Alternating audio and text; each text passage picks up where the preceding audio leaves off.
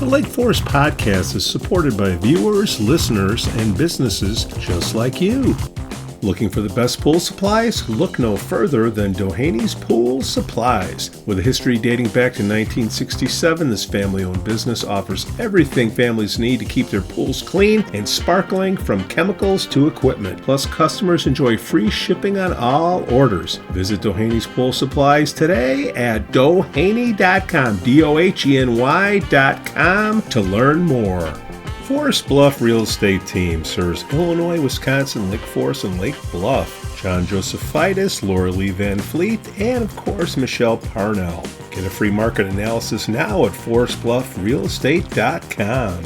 For the best cannabis in the world, look no further than Iliad Epic Grow. Owned by Lake Bluff's own Rich Ruzich, they are a cannabis cultivation center focusing on hard-to-find small batch products that will delight both the occasional user and ganjier. When visiting Michigan, ask for it by name. Epic Products, exceptional process. For more information, email info@iliadgrow.com. Havey Communications has been helping first responders arrive safely since 1983. It's owned by Lake Forest's own Mike Havey. Check them out at haveycommunications.com. We'd also like to say we're thankful for our Patreon supporters, Otto, John C., Helen, and Herrick. Fine, we can make this happen. John and I were just, going over how wonderful it is to be on the school board, and I'm letting him know how wonderful it was to be on the caucus that help pick him. And then, were you on it when I was there? I left right. I helped with Benson, Schaubacher, Levert. I think you came in right after. I have problems with everybody. I would have been before. So I was this is my 5th year. Beginning of my 2nd term. Okay. So I was there through. I'm trying to think. So Sheila Henretta was the president, I think. I came in right after that. Mike Adams. Okay. Yep. Mike Adams was there, I think, for the next round. So yeah, I'd already been serving 2 years because I joined, I think my first would have been May of 2019. So my 5th year started, 23. So that's the other thing they tell you, but trying to plan 4 years in advance, telling you the term is rather daunting. I'm not sure what I'm doing next week. It's a very glamorous position, though, John. I mean, you get all the accolades, all the wonderful emails. I don't get that many, actually. Hey, today is, just so you know, November 15th, today is Illinois School Board Recognition Day. It is your day, Mr. Noble. Yeah, that's all right. And there's a lot of them in Illinois. Yeah, we have a ton. We'll leave that for another podcast. Superintendent Matt Montgomery, School Board President John Noble, thank you for coming on the Lake Forest Podcast.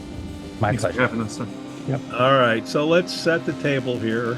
Okay, this is just 3 guys at the bar talking about things that are going around town. Some people say I'm mean. Some people don't, like what I say. But this is what people talk about in town, and then we bring it up here, and either it's right or it's wrong, and hash it out, and then move on to something else. Mr. Montgomery, I've been on your case for a while. Thank you for coming on. I listen. It seems like I'm very popular on the show, Pete. So thank you so much. Well, thank you for all the content that you've given, and let's get down to the communications part. Yes, My sir. perception, the last time you were on the show, it was in February. And I've been trying to get you on the show for a while.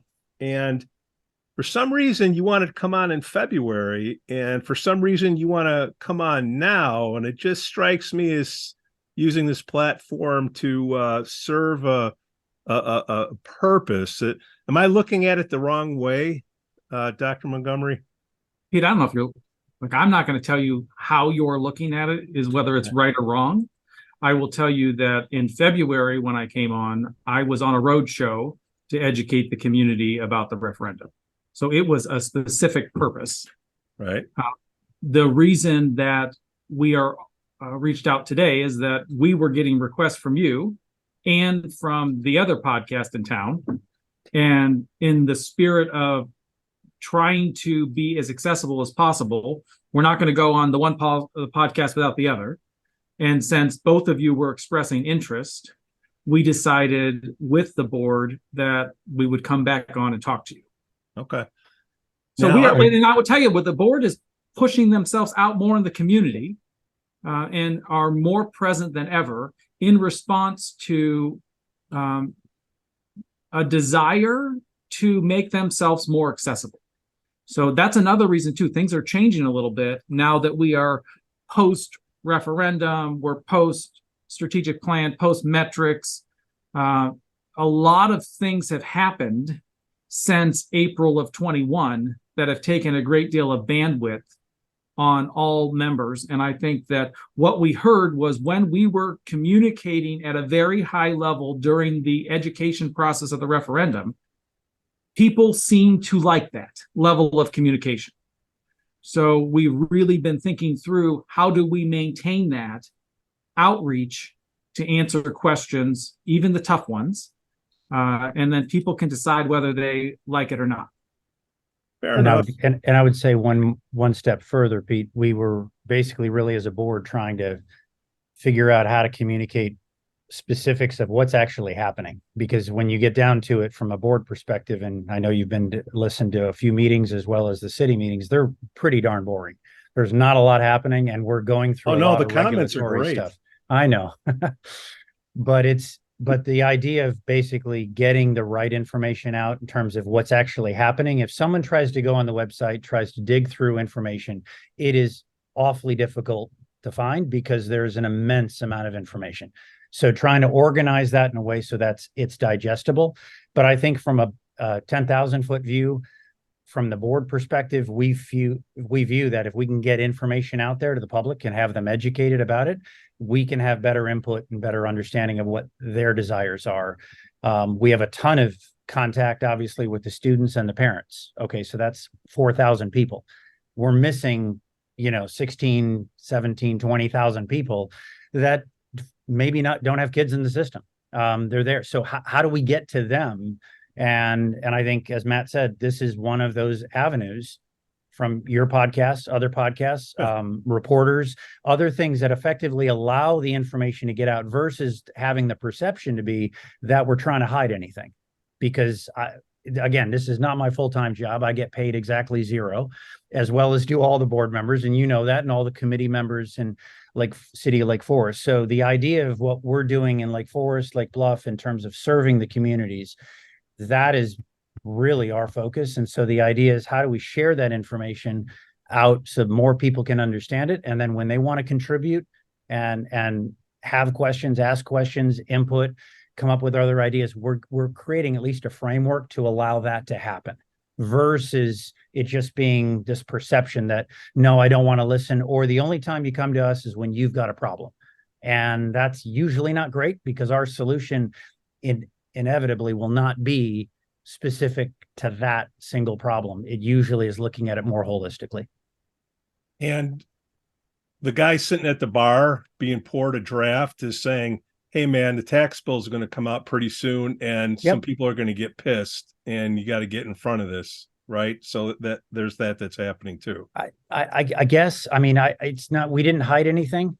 So the process that we went through of getting everything out there for the referendum and all that type of stuff and having them vote. So, that's what it is. So our plan from a board perspective was, I was going to have to live with the decision, whichever way it came in, and having Matt and the team to basically be prepared for that. I had a perspective individually, what I liked to see, but at the same time, my goal on the board and the fellow board members was to get the information out and be very transparent with that information, the visibility, what the work we were going to be doing, and all of that. So yes, from a tax perspective, that's coming out, but I think the average person also wants to know, what are we investing in regards to the school, the direction, what type of vision do we have, what is actually going to be happening there? Because if we're adding value and investing in the school, and what does that value then translate to the community and to the community members? Because that's effectively what you're paying for your taxes. You better be seeing value for that. John, so I would add, Pete, that my objective was promises made, promises kept. So our tax is going to go up, yes. And we talked about that during the educational process, that we said they would go up $974 on $1 million house. And then we went to the voters And we know it was close, 120 votes close. So essentially a split community in many ways, but the majority tipped in the favor of increasing taxes. So my focus turned into, hey, if we said it was going to be $974 on $1 million house, we better hit that target when it comes to bond sales. And we just now finished the bond sales November 1. I think the money went into the account, and we finished with, we said 974. I don't know. We finished. It was 870. 870. Ish. Is that right? Hold on. I think it's like 870, 871. So $1,000. The guy sitting at the bar. Okay, Yeah. there's a CFO sitting next to me because we live in Lake Forest and there's a lot of sea levels in town. Yes, there are. And the guy's nudging me because I'm a podcast guy. I'm not a financial guy. He says, you know what? It's 870, but it could have been a lot lower if we would have had a different way to finance the bond. What do I tell that CFO sitting next to me in the bar? Like, were there other models presented to you that could have been a less impact to the taxpayer? yeah, so John, you talk about that, but first, Pete, Yeah. that same guy, if I would have came in at 1100, that same CFO would be annihilating me because I went over what I told the community would be. So Yeah. like my major target was, we can talk about the modeling, but if I didn't hit that mark, that would be a problem for that same person. Well, All right, let's so- talk. Okay. So John, Yeah, talk so- about all of the different models we looked at. Yeah, so when we first went through this, and just to give a little bit of history lesson, so when I came on the board in 2019, we started work with Mike Simic and doing a master facility plan. So that started to occur, and we did, I think, a town hall inside the high school. It would have been I think February, just before COVID came out. So we were basically working through that. And at that time, I was moving on to chair of the finance committee. So we started looking at that summer, even though COVID was hitting, we still were doing work around what is the kind of ranges of referendum, what's going to the costs, how do we finance it, all that fun stuff. That came back when we initiated the referendum idea, basically, I think in the fall of 22. Am I right? 22? Yeah. So 22 or 2021. I'm sorry. Whatever the date is, the fall of that year, we started looking at the financial models and starting to look at the referendum and the choices. So we looked at basically, could we do it in just in time from a modeling perspective? So, you know, I'm gonna grab 30-40 million now. In 2 years, I'll grab another 50 million and go through that in terms of the project. That was one scenario. The other scenarios we looked at, could we do a shorter than a 20-year bond? So could we do 17 years or 15 years? What does that do? What does that change? The issue becomes is a couple things philosophically. So one, we looked at and saying, look, we're not a financial institution. So we talk about basically not holding too much money. We have a fund reserve balance. So these two ideas are going to go. You're going to look at me strange, and you're going to say you're talking out of both sides of your mouth. One side of it, when we do operations, we hold a fund balance in terms of enough to kind of deal with issues that might come up, a COVID, for instance, other types of things where we're going to need additional capital. The other side comes to when we talk about a referendum, which is then a specific borrow. And that specific borrow, then if we're looking at modeling perspective of saying, if we're going to go and try to do it just in time, I'm bringing in risk. I'm bringing in interest rate risk. I'm bringing in, if I bring it in year two, I don't have a lot of flexibility on when I got to pull it because I'm pulling just in time. So I need to have it to pay the bills at a certain time, and going through the policies of issuing a bond, all the regulatory stuff and what we'd have to release and do. That's probably a 2-3 month window of time. And we've got to be able to hit that. So one of the things I looked at, and we looked at again as a board with a lot of advice from the financial advisors from Raymond James, was to say, if we take all of it, what are we removing in terms of risk and certainty? So we get two advantages if we take it all at one time. I basically can lock in an interest rate that we believe is in the window that works for the next 20 years. I also start the clock on a refinance. So if you look back to 2006 and how those bonds worked, they were able to refinance those bonds in 2014-ish, something like that. But that clock is basically 9 years from the issuance. So if you do just in time over 4 years, you start the clock 9 years from the fourth year. So that means at year 13 to finish the last 7 years, you could potentially reinvest or refinance like a home mortgage effectively and improve your rate. So that's one of the scenarios. If we do it all at first, we're able to start that clock right away. So if the window opens up at year 9, 10, 11, 12, we can bring that savings back to the taxpayers in terms of a lower interest cost if it's available to us. And I would say the negative yield Yep. curve also, so the market rates was a huge factor in this. And while that $100 doesn't sound like a lot on $1 million house, it does save taxpayers over $20 million over the course of this borrow. And that does mean something.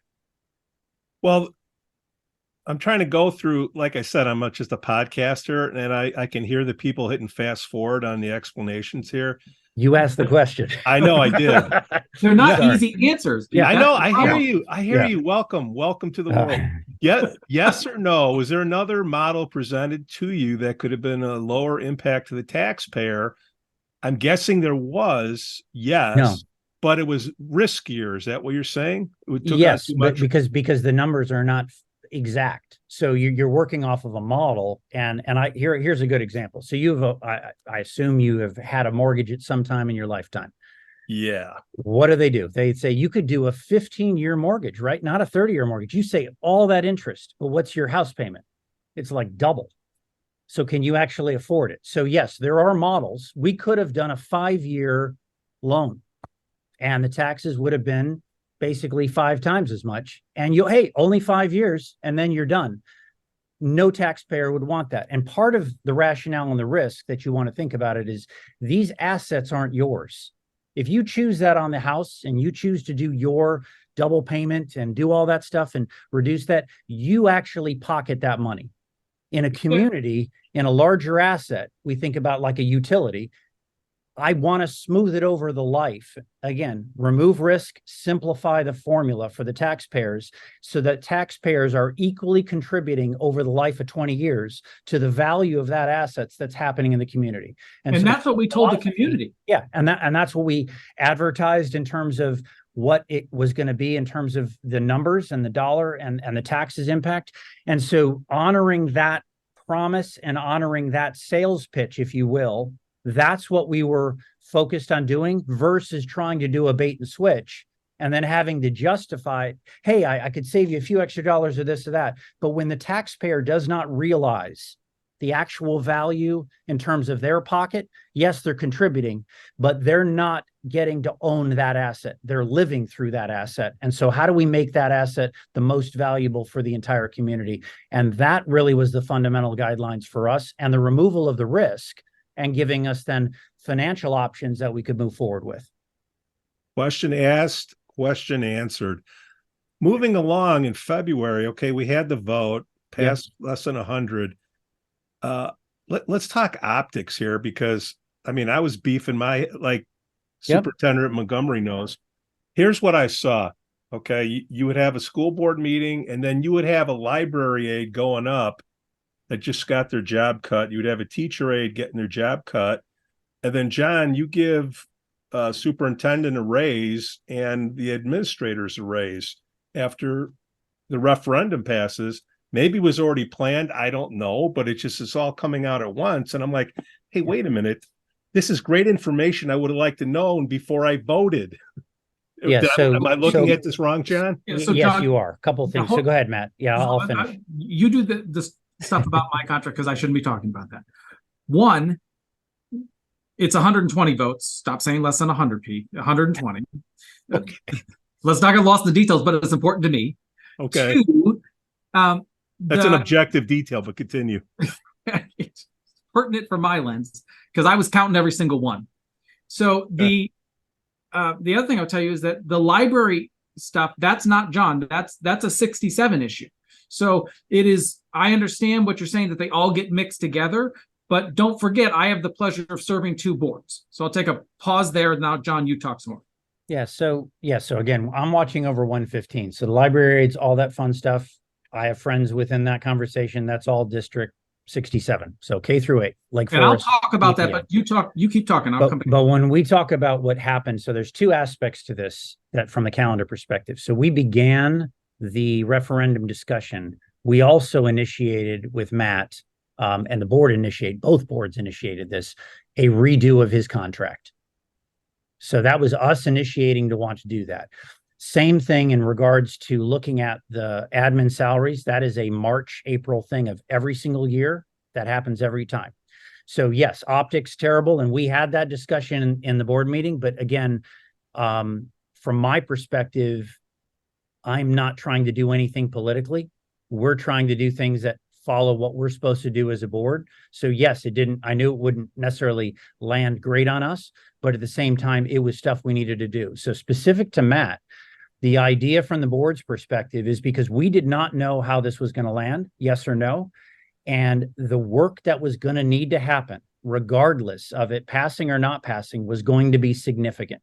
Matt had shown his merit in regards to the shared service analysis that he had done and the other type of admin work that they had done from a positioning in the beginning of our culture. So when I think of the school, one of the most pivotal things that I look at is culture. From our standpoint of the teachers working with us, the admin working with us in terms of an environment that the kids are learning in, the most valuable asset we have are people. And by far, the most influence asset are the teachers. And so looking at saying, how are they working and what's happening? There's a ton of people involved, but if I'm going to isolate two, which is Erin Leonard, the principal over at Lake Forest High School, her relationship, her culture, her style of leadership within the teachers, and then Matt from an overseeing of strategy and implementation of those tactics. So we initiated those two things at that time, and there was two deficits. One deficit was Matt itself. We knew we were going to have to pay him more. He was also going to get potentially stolen. We had already lost two admins to other districts for less work and more pay. Our previous also, John, can we just say that I was not shopping and I was not threatening to leave? Nope. This was a nut. This is the board. So we were bidding against ourselves. Yes. Yeah. Well, Pete loves but to not say that I'm bidding and I'm shopping, and I'm not. Yeah. No. So Matt was not shopping, but we are not bidding against ourselves. No, you weren't shopping. Yeah, but I'm saying Pete loves to say that. I know. So whoa. Yes. Whoa, Superintendent. The President Noble here it's his you got the raise because of him. I directed the question towards him. Yeah. So I'm like, why are we giving you a raise when your contract, look, in the real world, the corporate world, okay, which is a lot of fun. Yep. I don't get a raise till I put up some numbers, some metrics. Now, if there was an agreement beforehand, hey, you get this 106 million and you get a raise, okay, great. No, there was not. But it's like, wait, what? There's still time left on the contract. We could have another year where we could put some metrics, objective numbers, because Superintendent Montgomery likes objective numbers, as you clearly just saw. Yeah. All right. Now, why wouldn't we say, you know what? We hold the students to grades. The colleges hold students to grades. Why don't we hold the administrators and, the teachers to grades for performance? So there's differentiation, so we know to pay more for people that are performing better. John? If we were in a competitive environment where we had the leverage as a school district, I would agree with you. We are in a shortage of both teachers and quality talent from a board and superintendent perspective. It is difficult to find quality people like Matt, quality people like Erin, and other people that are in the admin staff. It is very difficult and they're expensive.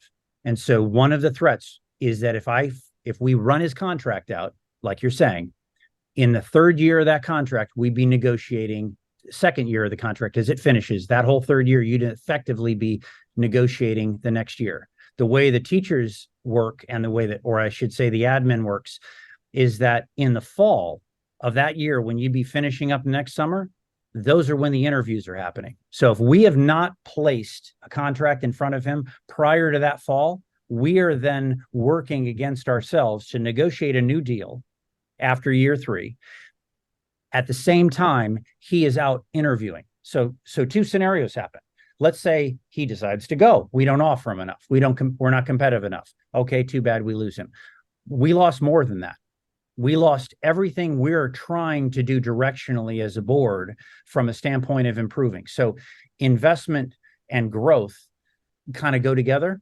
If I wanted to do status quo, your strategy works just fine. Get the contract out, everything's doing fine. We got great school, we got good kids, we got good scores. All I really need, I just need someone to kind of watch. I just need a traffic cop. We needed more than that, and we need more than that. And I think our community expects more than that. So protecting the culture, protecting our ability to have the proper people with the proper talent to run and lead in an organization like this, that is what we were wanting, and we all 14 saw, and all 14 of us agreed to do that. At the same time, bringing the admin salaries was a project that was basically 3 years in the makings around shared services and trying to get those numbers right. And that was something that Matt was able to lead on to, again, to make sure we were market competitive with these resources and people, because they have alternatives to go. And with that, that becomes then, it creates that uncertainty. It creates the inability to create the leadership model and the direction we're trying to go. So that is what initiated all of that work. And yes, it all landed at the same time, and it can look as funny as you want it to look. But the truth is that is exactly what was happening, and thinking strategically, which is our job as a board. We're looking out 3, 5, 7 years. That's the work we're doing day in, day out. And the idea of protecting the assets that we think are valuable from a human perspective and getting them market rates so that we effectively can depend on the accountability of getting the deliverables that we're expecting. So that's the long and the short of it, but it all initiated well before that. And it's stuff that we continually look at, and we're at risk. Matt throws out a nice number, which is that last year in Illinois, 1/3 of all superintendents were new. It's this year. This year. So that means any plans they had, any direction changes, yeah, I guess they'll move along. But what you end up getting is you get tactical movements that are minor in terms of changes and things we're trying to do. And we're living through right now some of the most difficult times coming out of COVID, referendum, passing or failing, and the ability to optimize learning for these kids in a very demanding community, which I love and adore. But I think that's what we're needing to basically deliver on. And I can't do that with people that are okay, B+ players. We need A's. And the guy sitting next to me at the bar, John, is saying, well, if he's not shopping, you can just fire up the recruiting again. Yeah, you got to pay more recruiting dollars to find somebody else, but the cost of living, an administrator in Ohio bringing somebody in is a lot cheaper than bringing somebody in from Illinois. So you just keep the recruiting thing going, you're bidding against yourself. Understood, but you lose that time, transition costs.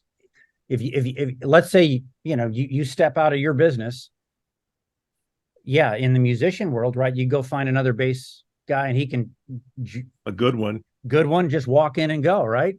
Piece of cake. That is, what do you think the uptime costs to get someone up and running within a superintendent role? It's not 1 month, it's not 2 months, it's about a year and a half to John, get them going. Okay. So, and I don't want to get prickly here.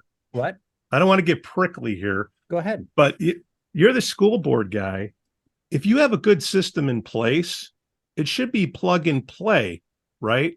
Because let's just go to Portrait of a Learner, which I'm really trying to wrap my head around, because Dr. Montgomery, you like objective numbers by the 120 votes, but when you go to Portrait of a Learner and you want to get paid off of that as part of your metrics, how do you get paid off of empathy? You know what I mean? Help me out on that, because if that's the system in place, to me, there's 7, 8 components in that thing. And I'm trying to look, the greatest one that I saw that made sense was critical thinking. But how do you differentiate the good admin from the not as good admin, and the good teacher from the not as good teacher with that criteria? So the Portrait of a Learner is a vision statement. So it's visionary in terms of 150 people from our community came together to say what was important to them for our students to possess as they move from kindergarten up to senior year. Come one, come all, we sent the invite. They came together and prioritized competencies, and they said critical thinking, communication, empathy, adaptability, citizenship, and confidence, all grounded on academic excellence, is what's important to the Lake Forest community. So that is what the community said. Then we took it one step further last year, and we said, okay, what does that mean in terms of a strategic plan? So both districts came together. We had 50 people in each district for that one and created a 5-year strat plan. Then in October and November, respectfully, so just last night for 67, and in October for 115, we released metrics for how we were going to measure the progress on each year of the strategic plan. So you have a portrait that is aligned to a strategic plan that's aligned to a metrics. That's how you do what you just said. And it took 2.5 years to do that because we thoughtfully engaged the community and the board to come together to see what they wanted to achieve with their kids aspirationally. And then how does that boil down to actual classroom changes? So if you look at the metrics that were released in 67 last night, it shows you in year 24 to 28 what benchmarks we're trying to hit. And there's a set of metrics that are for 115 as well. Cool. Clue me in. You got the whole half hour here. What are the metrics? Is anybody getting paid off of those? What do you mean getting paid off? Like, what does that mean? Yeah. To me, I was in the corporate world, 20 years, sales, vice president of sales. Either I hit my number or I didn't. If I didn't, I got fired. So, like, what is it going to take besides malfeasance for somebody to be let go? I understand you have teachers unions and all that, but we want to differentiate good administrators from not as good administrators. Is that a fair ask or no? Yeah. Like, it's how a fair ask. It's just not the same thing. So you've seen in the press when you think about people that work for the government and how hard it is to fire them. So yeah, you can't trivialize that too much. We are a government entity. The school board, I mean, not school board, the school district is. And in Illinois, I get it. Yep. And the teachers union has their contract and those things. And the admin, same thing. We have in the admin shared service, every admin effectively has a year contract, and we work through. And they have deliverables individually for them. Now, you've got both soft and hard metrics, but basically it's, are they doing their job? Are they competent? And Matt is our CEO to evaluate those workers to say, are they doing that? On the teacher side, we have to follow that culture, and are they doing the things within the teacher union and that contract? And so it would be rosy and lovely if it was a sales organization, because that's what I do as well, but it's not. It's trying to figure out the subtleties of both soft and hard metrics and growth. So you want to say, I want all of the students to become distinguished learners or have career pathways. And that's, if you look in our metrics and you'll see what it is, it's abundantly clear what we're after. And we also want growth for those individuals. So if we're 85% of them delivering on that, or we're 87%, where is that fall? Does that fall on the teacher's fault? Was it the admin fault? Was it the family's fault? Was it the child's fault? So the point being is, you look at those, we have to be accountable for that. We have to define that. That's work we're doing and have done, and we will continue to do. But it is not as cut and dry and simple as it would be in the corporate world with, sales.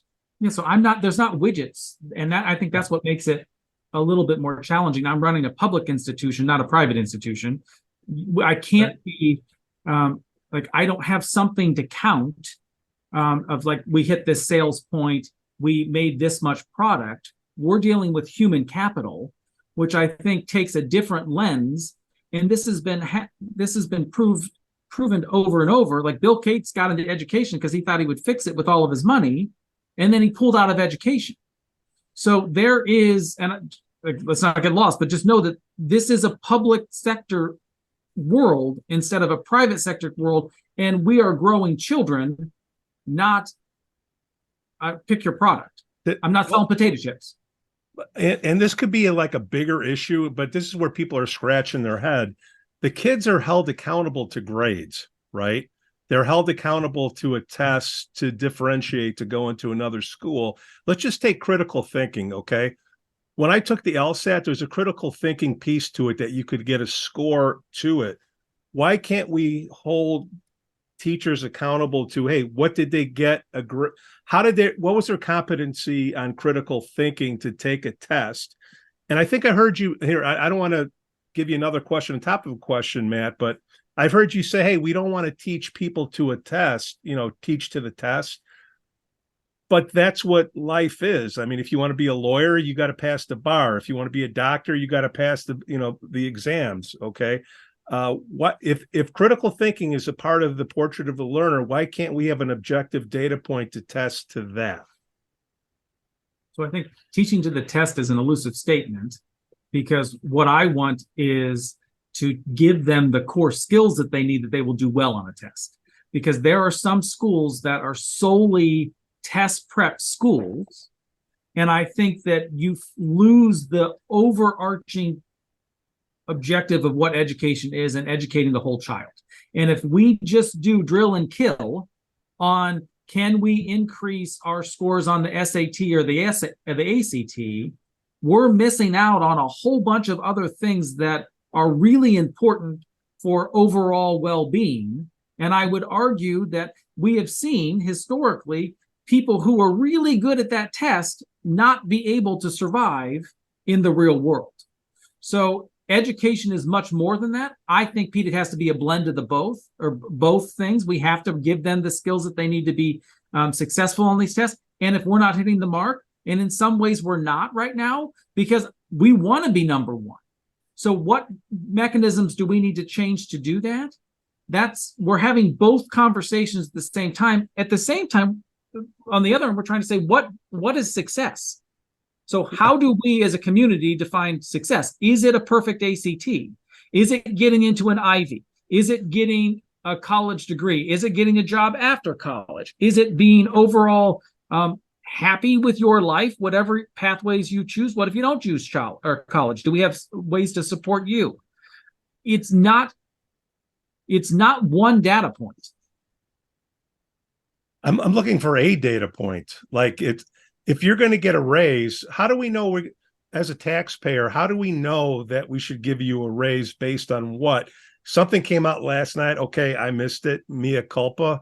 But give me just one metric that you would get paid on or a teacher would get paid on to differentiate what somebody else is getting paid on. Yeah, so let's look at the 67 metrics. So and I'll put it up on the podcast afterwards. Yeah, so the 67 metrics has different points. So 75% for 24, and then it goes up to 95% on achievement on the IAR from year 24 to 28. That's crystal clear. Okay. So if we get next year, if the goal is 75, and the district comes in at 70, I think that's one data point that says for the board, Matt, you didn't hit that mark. Are there other marks as well that I'm getting evaluated? There's a whole bunch of them, but a lot of my success as an administrator should be based on, this is me talking, John, have we progressed through the strategic plan every year moving forward, because the community came together and said, that's what we want you to work on. But it will be multiple data points. That's just one of them, Pete. So okay. if our SAT score, SAT score is dropping, so that's one data point. If we're number 5 in the state this year, and last year we were 7 in the state, which was true, so that we showed improvement. Well, what if next year we drop down to 6? If you're looking for one singular message or one singular data point, I think that is going to be exceptionally challenging to give you. There's a whole bunch of variables that I think I'm getting evaluated on. Much of them contain in both of these strategic plans and now both of these metric documents. Okay, so I want to beat a dead horse. Okay, going on to the next thing. John, let's talk about communications here. Yeah. Melissa Oakley, my buddy. Yep. I'm sure she's got a picture of me up in her office, as I do here in mine. Should she be 8x10, Pete? It's an 8x10. well, I got a big head. Should it be that the school should have her as an internal communications person and the board should be external communications? The reason I bring it up is there's other factions in town that have incentives to give negative information versus positive or spin it. Look, data, feelings, subjectivities can all be spun a certain way. And with Melissa being on the communication side of things, me as a taxpayer, am I paying her to put up, I hate to use the word propaganda, but to put a positive spin or English on something versus John coming out and saying something externally about the school? Am I looking at that wrong? I don't know. I mean, she again works for Matt and that team, and we had, I think, at one time in the role previous, a lady named Ann Whipple, and so she was an independent contractor because that's just how it's set up originally, and so she was doing the same role. When Melissa came in, it made more sense to bring her in as part of basically supporting getting the information out. So I don't necessarily think about it as spinning it because, again, as I think I said when I walked in, I don't remember any lies, so then I can just say the truth. So from my perspective, we're just getting the information out. We fully expect to be wrong in half of the people's eyes and probably wrong in the other half people's eyes. So the point being is that they're going to read and interpret the information, but it's our job to simply move it out there. And I think spinning it in terms of positive, I guess, but I would basically be spinning things positive right now because I think we're doing the work that needs to be done. And I'm very optimistic about the direction we're doing and the investments we're making. So I don't see it really as spin. I'm not sure if I maybe understand the question. Give it to me better. That's my Chicagonese. Look, Yeah. when I open up the mailbox, Yep. and I got this flyer looking at a window that's leaking, and then I get another flyer that says, "Hey, we got plenty of money," and I'm just a guy looking at these things. Yep. One has positive English, or makes the ball go left. One makes the ball go right. So that's kind of why I bring it up. It's when we're going to get 106 million. Okay, somebody's going to say, you know what? Do we need it? Could be lower, or we need it. So somebody's got incentive to go either way. That's my point. Yeah. And if the board would come up externally talking about that, maybe that's not the place of the board. I don't know. Remember, we're sitting in a bar. But my point is that we had plenty of sessions where I was at, I think 15 or 20 of them through the year to allow community members to walk up to me, ask questions, email me. None of those people that you're talking about that sent mailers out, I got exactly 0 emails from those people. I was the chair of the finance committee about getting any of those facts. So other people chose to promote what they wanted. I have fellow church members who walked up to me and said, "Hey, I love you, John, but you know what? I can't vote for that. I'm a business owner. I don't have any kids in the district. I just can't support it. Sorry. I love what you're doing, but I can't do it." And I've got parents here. It's the same thing on fixed income. Also, I'm not sure how they voted.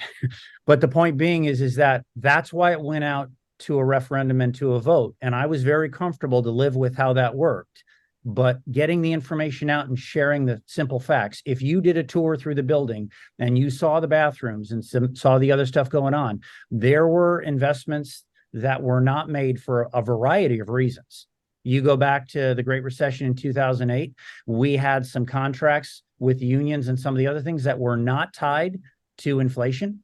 And we had other pressures that put us basically in a very difficult spot. So it took 5 to 6 years to get our fund balance into a better spot. And some of that came at the cost of investing in the building.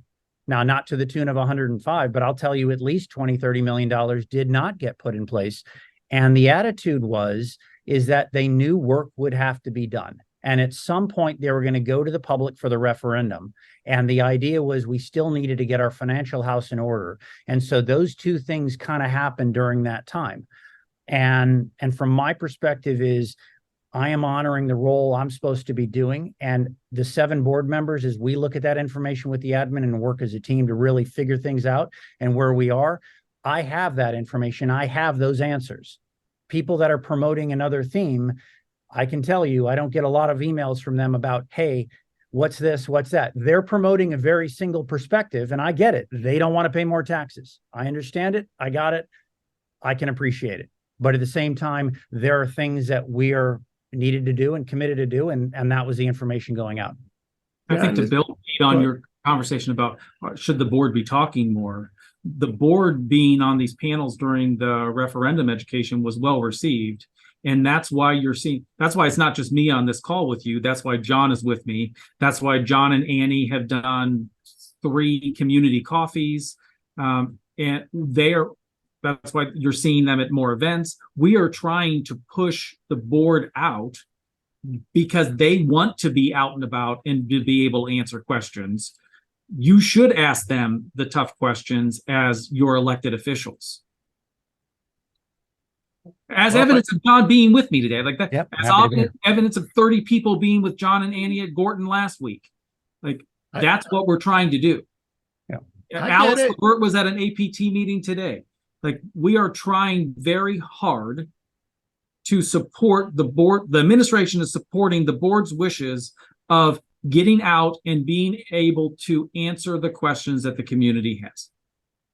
John, should we be pissed at the board 20 years ago? It seems like we're kicking the can down the road to have lower taxes, to not put the money to budget and maintenance. Is that? I've heard that too. Yeah, I don't think so. I mean, they were living through the choices at that time and the community and the attitude. I think I've been here since 73. So we moved here in 73 as a family. One of the analogies I would use is a little bit like what happens at a country club. So what happens at the end of the year at a nice country club? Yeah, no, I hear you. But my point is that when that happens at the end of the year, usually you get a little bill that says, here's your assessment. This is what we need additionally every year. And I think part of the philosophy of a lot of those business leaders and people in regards to what was going on is saying, hey, you're going to need the money every 20 years. It's kind of the cycle of things. And you know what? You're going to come to the community. That's the way it's set up. And tell us what the assessment is. Tell us what we need to invest. And I think the 3 things that were going on at the time is the idea of the referendum in 2006. As that happened, there was an attitude that there was more work to be done. We will do it in 10, 15 years. We'll do another thing, but we'll finish the work. And then you have the Great Recession that occurred and basically having to deal with the financial pressures. We collect almost 100% of the taxes in Lake Forest and Lake Bluff. That is not the norm for a lot of other cities. When we got into the Great Recession, that number changed. That number was not 100% anymore. I think it was something about 95, maybe and as low as 92%. So even as lovely and rosy as Lake Forest started to see the pressures of those issues. And then you had contracts that effectively were not tied to inflation. And what was inflation at that time? 0, almost negative.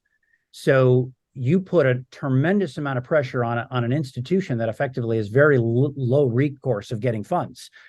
And so as those things started to happen, those boards were needing to manage the fire that was burning at the time. And so what went away was some investment in finishing that. And again, I'll go back to that. We started the process in 2019. We're 4 years later because of what occurred. It's not an excuse, just a fact. So we're doing it now. Did we lose time value of money? Did we lose the opportunity to do some of the work? And the answer is yes, we did. And so we are where we are today based on the circumstances. I'm not going to roast prior boards. They had to make very difficult decisions at those times. I will. Yeah, that's fine. You go ahead. I know, but I was told, over and over, Pete, I was told in all these people that I've had conversations with that the philosophy of the board in 2006 was we're going to, and previous boards too, every 20 years, we're going to go in front of the community. That's the philosophy. Personally, that is a philosophy that puts a lot of pressure on the system. And this board, I think, has a very different philosophy. So we are having active conversations about, do we need to be adding on to our annual CapEx spending or reserves. So in 20 years, the next person there, if it's not me, Pete, you have to dry your tears on that one. You'll be paid. Don't worry. Thank you. They will have enough money where they're not saying, if I could have said in April of 21 that, hey, we need 50 million instead of 100 and the district's in for the other half because we saved over the last 20 years, I think that's a very different conversation. And I think taxpayers would look at that differently. But that's not what this district set up philosophically. And we're wrestling with that right now to see what is the current philosophy. And they also don't want to do a DSEB. So the DSEB, that may change, but there's many districts in the North Shore that have DSEBs, including 67. And if we were to enter or ask the taxpayers, when we ask them on our survey, do you want to go on the ballot, or would you support if we went on the ballot on a debt service extension base or borrow? I can't remember what the B is. They said no, because that's essentially a blank checkbook for the district where you don't have to ask us for money. So we're getting mixed messages as this philosophy is evolving. We don't want you to come every 20 years, but we don't want to give you a blank checkbook. So what is the sweet spot to make the least amount of people angry and the most amount of people in support of what we're doing long term? It's a messed up system. I'm just saying it's something the Chicago Bears would do. Moving on to the next one. What is the let's see, there's about 1,400 kids, 1,500 kids at the school, high school? 1430, 1440, something like that right now. What's the capacity? Shoot. I don't know, Pete. 1650 to 1700, something like that. The enrollment it has been much higher than what it is now, but I don't know what the maximum amount is, Pete. I'm sorry. I come from Lane Tech. You 4,000 or 5,000. You got New Trier for. We're not that. I know that, but you're being compared. You're being compared to these bigger schools, and of course, the law of small numbers. You can work for you or against you. Okay. Yep. Help me out learning about schools. Pardon the pun, but like you got North Chicago, you have underserved communities, and we have extra capacity. Is there any way we can get some tax dollars to put some kids in the Lake Forest High School? Wait till I get fan mail now. Yeah. What?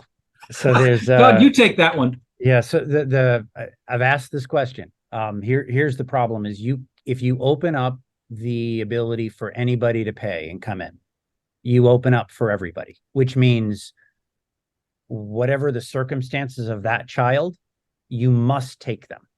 So we get into both special ed.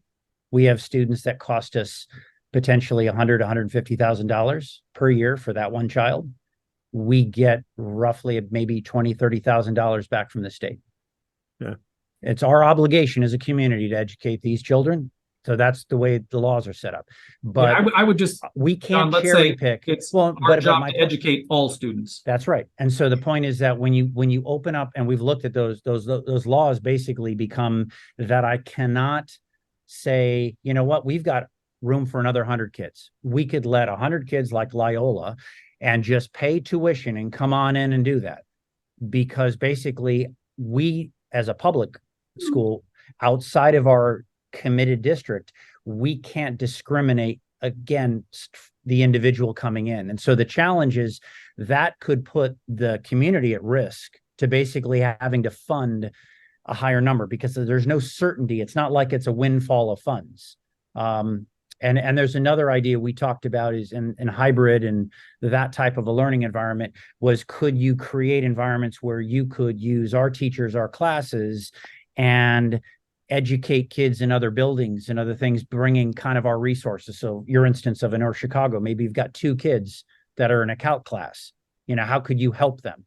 And most of those solutions are sending those kids actually to Lake County Community College. Mm-hmm. And that's really where that serves, so they can get there for those higher level opportunities, because we're running, as you know, kind of a boutique high school with the same curriculum as a Stevenson or a New Trier for those opportunities. No kids are getting cut from our sports. No kids are getting cut from our clubs. And so you have the ability to have opportunity here without some of the pressure and restrictions that you have to choose at a new Tree or Stevenson. And that's where a lot of people come to this community, as well as the support services that are in place. And so that's a wonderful opportunity to move here and be that. But extending that option becomes really tricky. And so there's not a really good mechanism to solve that. And I've asked the same question, and there just isn't a real functional way to do it. Yeah. Look, I'm looking at like a small business. Okay. I got a restaurant. I need more people in. Okay. Right. Well, if I don't have more people in, I got to reduce the menu. Okay. Because we're offering a long tail of solutions to a small amount of kids. The teacher to student ratio, it's expensive. Okay. And then put it on top of it, Dr. Montgomery, the attendance is going down. Is that true? Did I see something about attendance? Yeah, so I'll tell you, attendance has been a focus at the high school for the last 2 years, and we have recouped attendance at that building because of the focused work to say to parents and guardians and students that we need you. So there were kids coming to school 2 years ago, post-pandemic, who weren't going to class, Pete.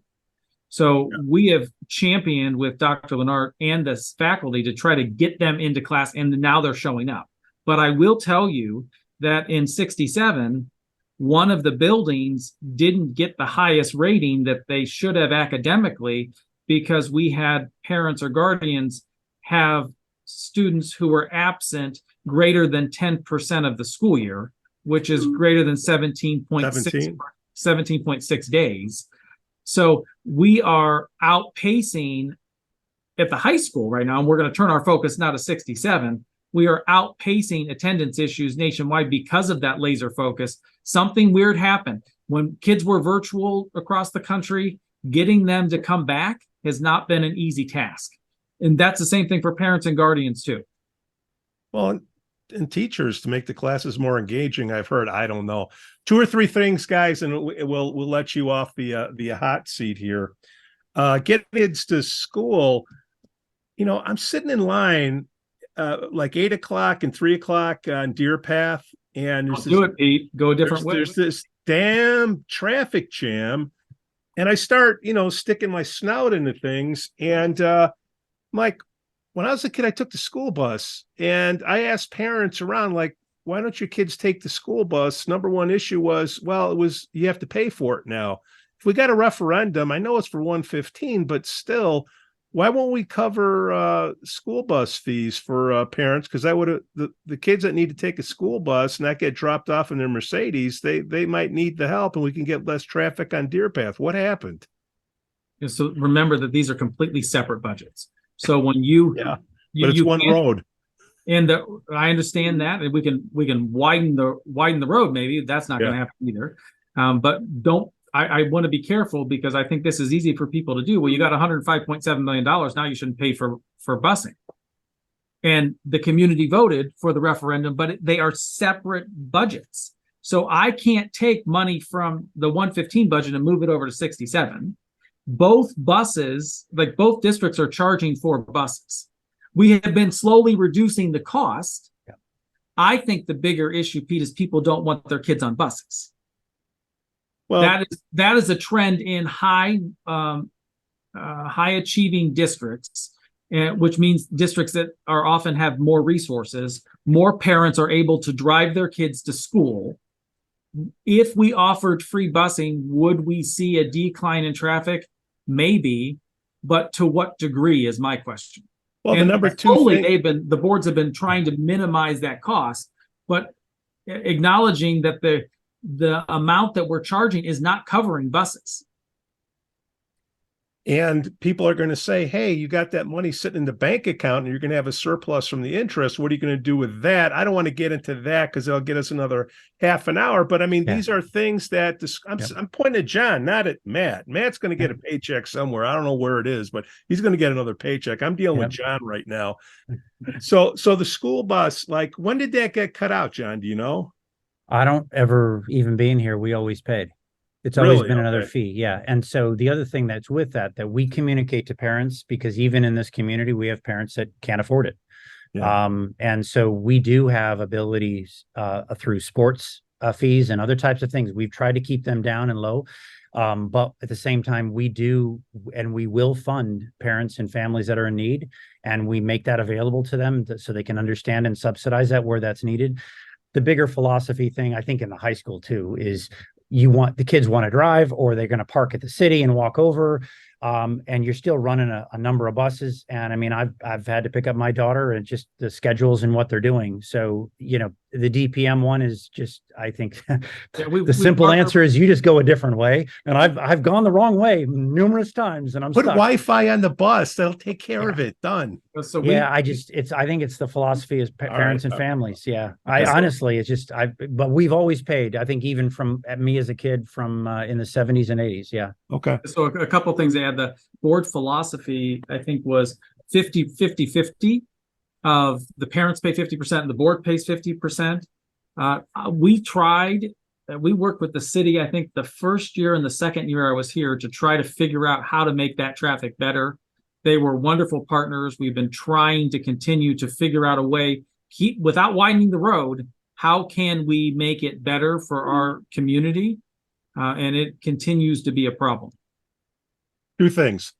One, mental health. When I had you on in February, Dr. Montgomery, I was asking you about mental health, and is the school well staffed and all that. And then a couple months later, I don't know what the time period was, and I gave you crap for it. Something came out where you brought in a third party to evaluate your mental health. I'm like, what's this guy doing? Where? Here's what I'm doing. This is back to the idea that we're only sharing positive things, Pete, and that I get a little worked up when you say that, because I feel like for the last 3 years, all I've done, not all of it, but a huge portion of what I've done is tackle big problems that are unpleasant to talk about. And that's a great example of one of them. And the question was, do we have this staff? Are we running a mental health institution out of that high school? Do we have the policies and protocols in place that we need? How are we protecting students? How are we protecting faculty? And as important as the other two, how are we protecting parents and guardians? That's why we brought somebody in, and we made substantive changes because of those recommendations, because of that third-party analysis, because both Dr. Lennart and I were laser focused on, we need support from somebody outside looking in to see how are we best using these tremendous resources we have. John, I know this is a passion project for you. So I don't know, Pete, I don't know how much time you want to stay on this call. I'll stay on it till you guys click off. But yeah, the moms that get pissed off at me when they talk about this stuff, and you can tell me you won't answer it. I get it. But here's what the moms are saying at the bar on the clean side of the bar. They're saying that, oh, wow, this counselor talked to my kid and I had no idea. There's no communication there. Is that mom right or wrong? Is that one of the changes that are happening? Can you speak to any of the changes? Yeah, so you have to know that in the state of, so yes and yes. Okay. So we have to be able to protect children per the state of Illinois, and students have to be able to talk to social workers and counselors. And there is a limit of, I think they can meet with a social worker like 8 times per state guidelines without parent notification. One of the changes that came out of that analysis was, hey, listen, if at all possible, we are communicating with the parents and guardians as soon as possible when a student is coming to us, because we cannot do this alone. And philosophically, I don't want to run a mental health institution. We should be providing immediate support for triage, and we should then work with outside agencies with the parents, if the parents choose to work with one, and it should be ongoing support. Clinical support should not be happening in our high school. And that is a big change. So we changed the policy that after 2 visits, if a young person comes to a social worker after 2 visits, it is mandated that they reach out to the parent or guardian, because that made me really uncomfortable the deeper we got into this, that it seems as if through no fault of anyone, there was an apparent, we could have amped up our parent and guardian communication. They have to be at the table with us, Pete. We can't do this by ourselves. You're not daycare. Yeah, well, this we're not a mental institution. That's the bigger thing. Yeah, and the hard part is that coming out basically from a mental perspective on the COVID side, but also if we go back to 2011 and 12 with the suicides that happened here, um, there are a lot of people that are still in the building when that happened, and they were treating those kids, or they were students of theirs, or whatever it might have been. And those left scars on those individuals, as you might imagine. And so the effort to basically put the kid first and be there for them. And I think over time, what ended up happening was a little bit of where, people were doing the best they could, but at the same time, they were trying to solve the problem individually versus taking a team approach. And so my philosophy is a little bit maybe like yours. You go to the bar, you talk to the bartender, and you tell your problems. Everybody knows all your problems, and so you walk out of the bar, and you don't have any problems anymore because everybody knows about it. Within the community of all these legal rules, you get stuck with basically no one's allowed to say anything to anybody, and on and on and on. And so it just becomes these walls go up. And so part of this is really building the environment and the team right from the get-go with these kids, so that you've got teachers, you've got friends, you've got counselors, you've got parents, you've got therapists outside, but you've got a group of people that child can speak to and count on. And what I think about when I think about culture, and I was a lousy student at high school. I had my own challenges and problems, and I focused on sports, and that's what I wanted to do. You. Yeah, there you go. Yeah, and I cheated off someone else. But the idea to think about that when you have an issue, that you can go to somebody, or you can pick your favorite teacher to talk to and work out, and that you can be in an environment where you can have 1,500 friends, because this is the time in your life, no matter what anybody says, you build some of the most long-lasting relationships. This in college, this is what happens as you build your community and you grow. And being able to feel like you're isolated and you're on an island and you've got nobody you can go to, that is just so destructive in my mind. And seeing kids just crash and burn because of that and that pressure, and whether they've got a difficult family life, they've got a difficult set of friends, whatever it might be, but opening as many doors to allow that child to grow and bring the right supports at the right time, but not insulating that only one person can solve that problem for that child.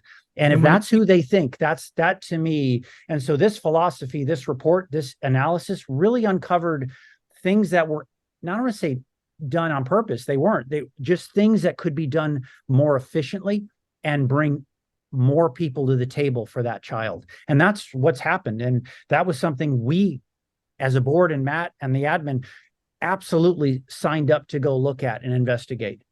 Because again, we did not think the status quo and where we were trending, especially coming out of COVID, especially with the mental health increases, the number of kids having issues, citing issues.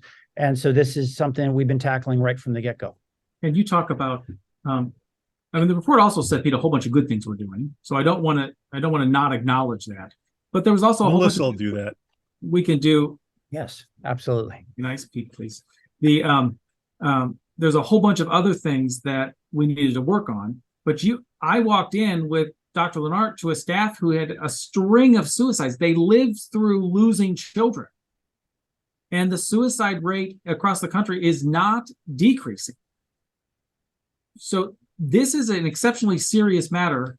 And when you are in that funeral home or you're in that church, like, we're talking about lives right now. So this and student safety. This is all under the safety. Remains number one of things that we're worried about for kids. All right, last thing on my list to hit you on the head with.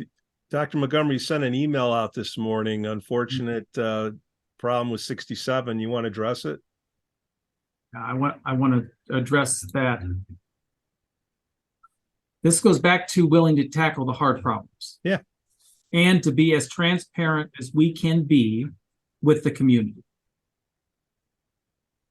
There is zero tolerance for any type of abuse of children for our faculty and staff. And if we find out that there's any history of that, even if it hasn't happened here, we will do a complete investigation and we will make decisions based on the findings. And in this case, when we did the full investigation, this employee was terminated for actions that did not happen in the district. And then, Pete, I'm talking about it. Like, I'm putting out emails about it. We're not sweeping anything under the rug. John led a state initiative last year with 65 and 67 to try to get a law passed, which is called Face Law, which he'll speak about much more eloquently. But it is to protect districts from situations such as these, where teachers and staff cannot resign and keep files closed and move from one place to another. So if you want to know where I am, I'm not telling all the good stories around here.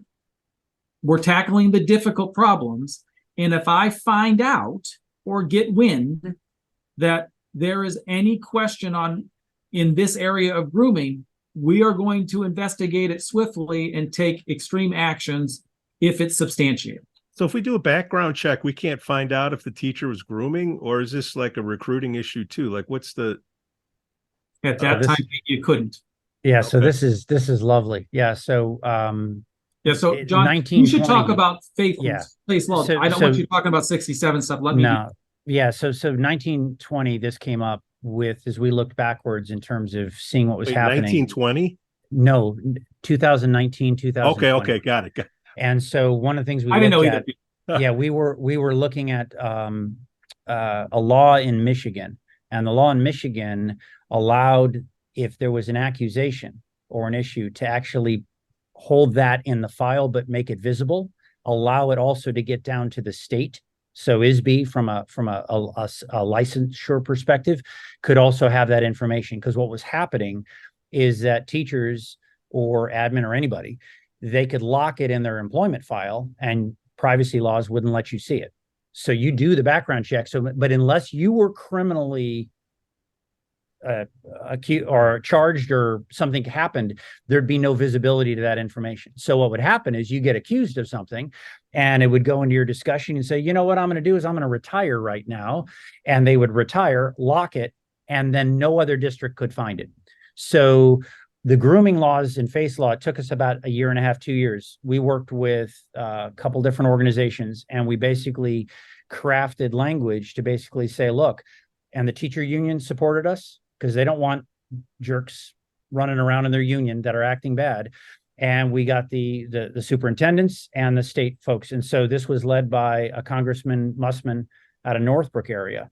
And so we brought in this language for Face Law to basically, what they labeled it as, pass the trash. That's what we called it. And so I could basically lock it up and go to the next one. And you know what? We're fine. We did what we were supposed to do, let the person go, but no one else knew about it. So how do you protect against pass the trash? So you created a visibility for those accusations. And in the same way, you gave that teacher the ability to go defend themselves, because maybe you got a bad admin person that doesn't like the teacher and they want to do something to them. But you give that person due process to fight against that, claim their innocence. But at the same time, if there's something that happened there and there was accusations, that was visible. And then the district looking at that for the next hire, or ISB removing their licensure, saying you can't have a certificate for license. All of a sudden that becomes now visible. And that got signed into law last summer by Pritzker. But it took literally 3.5 years from defining that, writing that, getting that included, and then Face Law includes other procedures and policies within the grooming laws. It was kind of a two-part step. So those have been some of the things I've been working on the legislative initiatives and mandates. Professional training on those things, gaining back some hours for the district has been another one.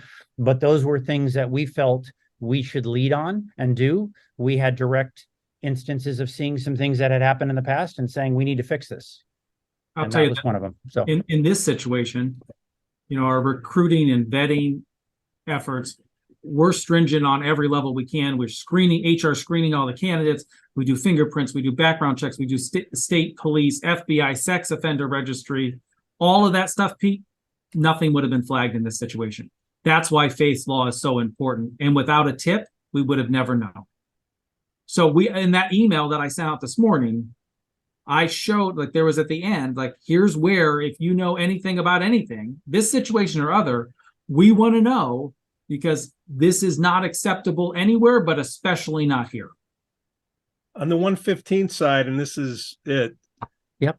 You got that lawsuit going on. I know you can't comment on lawsuits, but there was a quote that was put out there that the school doesn't have a duty to protect the kids. You know what I'm talking about? Yeah.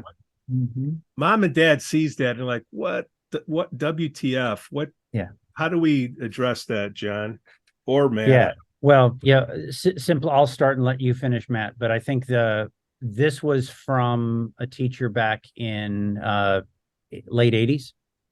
And he was on and he was there. He is one of these that brought this topic up in terms of when it came to our, I think, view in 2019, 2020, that initiated some of this work on the FACE law. But basically, it was something we were not aware of. And even though he got pushed out in 2009, there were limits on what could happen or what was going on. So from a legal case perspective, what I believe, and this is unfortunate, but it's basically they're trying to deal with something that occurred back in 89, 88, whatever that individual was accusing him of. From our perspective, what we're simply trying to say is, is there a limit to the statute of limitations and what today's taxpayers should or should not be on the hook for something that we effectively had no knowledge of? Now, if they can prove that there was and those types of things, I got it. There'll be a lawsuit and they'll go through. But from our perspective, I don't love the legal wording, but from the standpoint, this is something that occurred many, many years ago.